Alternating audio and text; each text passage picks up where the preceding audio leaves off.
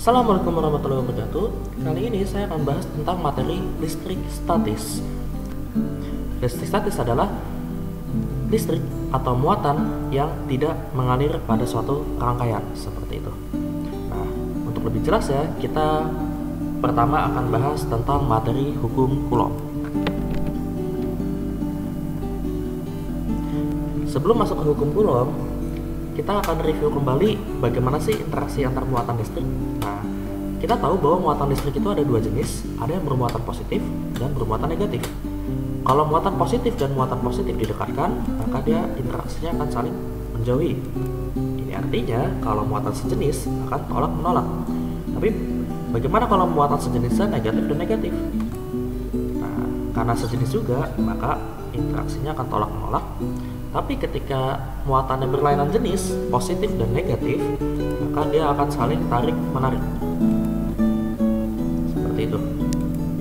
Nah, karena muatan ini bergerak ketika didekatkan, itu artinya dia mendapatkan gaya muatan. Nah, gaya muatan listrik ini disebut sebagai gaya Coulomb.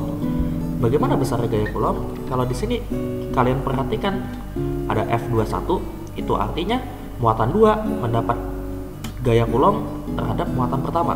Nah, karena di sini positif-positif, maka dia arahnya ke kiri. Nah, sama dengan di sini Q1. Besar adalah F12. Nah, kalau F12 ini muatan pertama mendapat gaya Coulomb akibat muatan kedua. Jadi F1 ini 1 di sini adalah muatan pertama, 2 di sini adalah akibat muatan kedua seperti. Dan R di sini adalah jarak antar dua muatan. Kalau kita ingat lagi, gaya Coulomb itu merupakan suatu besaran vektor yang memiliki besar dan arah.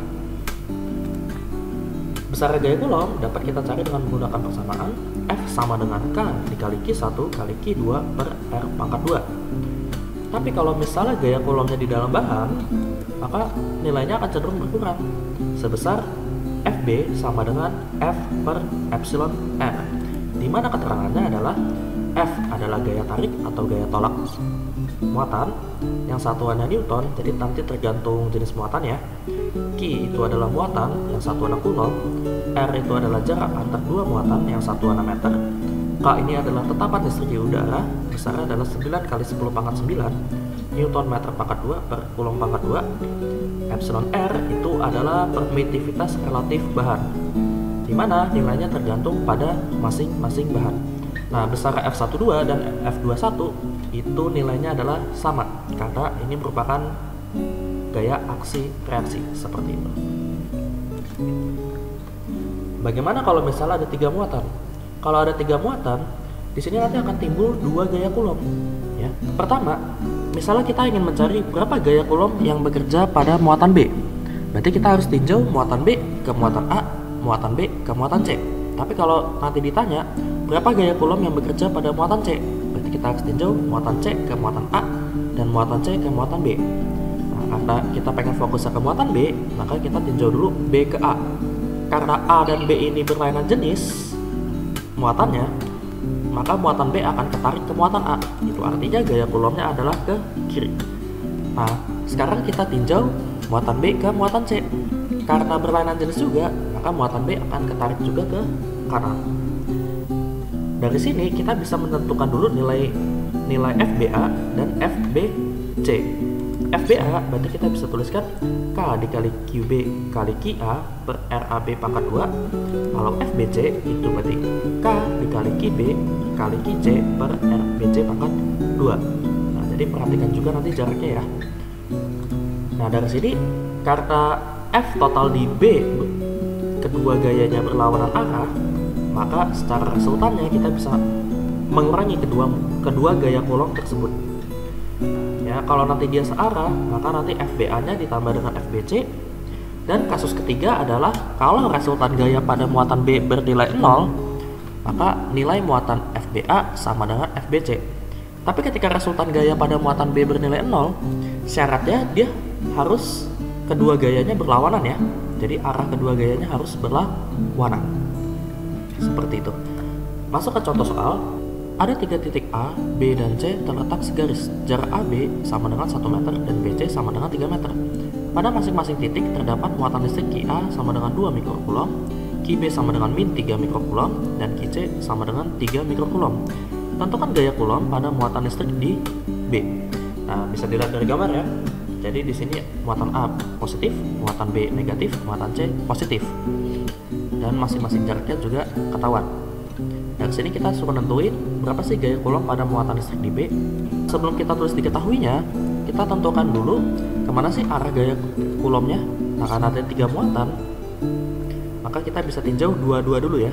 Berarti B dan A, artinya muatan B akan ketarik ke muatan A. Berarti arah gaya coulombnya ke kiri. Nah, B dan C karena berlainan jenis, maka muatan B akan ketarik ke kanan. Nah, kita tulis yang diketahui. Di sini ada RAB-nya sama dengan 1 meter, RBC-nya sama dengan 3 meter. Kemudian QA-nya adalah 2 mikrocoulomb, di mana 1 mikrocoulomb adalah 1 kali 10 pangkat min 6, maka kalau 2 berarti 2 dikali 10 pangkat min 6. Qb-nya adalah 3 mikrocoulomb, yaitu 3 kali 10 pangkat minus 6 coulomb. Qc-nya adalah 3 mikrocoulomb juga. Kalau kita konversi berarti sama dengan 3 kali 10 pangkat minus 6 coulomb. Nah, kalau untuk gaya coulomb, minus ini hanya menandakan jenis dari muatan itu sendiri ya. Jadi ketika masuk ke rumusan atau rumus gaya coulomb, dia tidak dimasukkan nilai minusnya. Jadi dia hanya untuk menentukan jenis muatan dan arah gaya coulomb, seperti itu. Oke. Kita langsung aja, yang ditanya itu adalah FB atau gaya coulomb yang bekerja pada muatan B. Jawab. Nah, kita tahu bahwa FBA dan FBC ini berlawanan arah, maka resultan gayanya adalah saling mengurangi. FB sama dengan FBA dikurang FBC. Kita tinggal ganti FBA itu dengan rumus K dikali QB kali QA per RAB pangkat 2 dikurang K dikali QB kali QC per RBC pangkat 2 untuk FBC.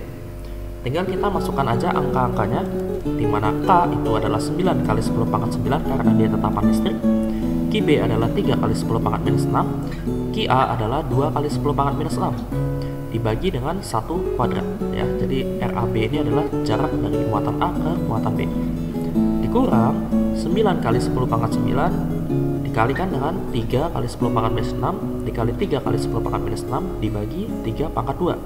Nah, di sini ada 3 juga. Boleh kita coret dulu. Seperti itu ya. Nah, maka 9 dikali 3 kali 2 itu sama dengan 54 kali 10 pangkat minus 3. Karena di sini pangkat 9, di sini kalau dijumlah adalah pangkat minus 12. 9 ditambah minus 12 itu sama dengan minus 3. Dikurang karena di sini angkanya udah kecoret semua, maka sisanya tinggal 9.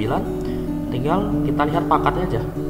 10 pangkat 9 dikurang minus 12 itu sama dengan minus 3. Nah, 54 dikurang 9 berarti hasilnya adalah 45 kali 10 pangkat minus 3. Nah, di sini kalau pangkatnya sama boleh langsung dikurang ya. Dengan arah menuju muatan A. Itu artinya nanti muatan B akan ketarik ke kiri karena FBA lebih besar daripada FBC. Seperti itu. Untuk latihan soal nomor 2, silakan kalian kerjakan sendiri.